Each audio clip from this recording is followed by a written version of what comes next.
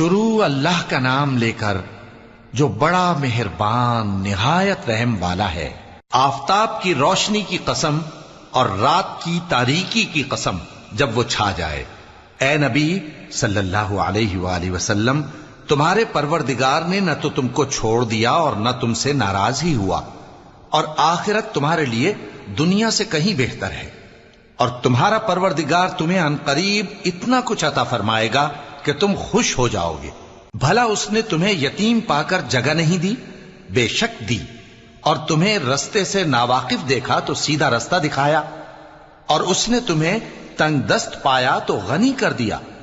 تو تم بھی یتیم پر ستم نہ کرنا اور مانگنے والے کو جھڑکی نہ دینا، اور اپنے پروردگار کی نعمت یعنی وحی کا بیان کرتے رہنا۔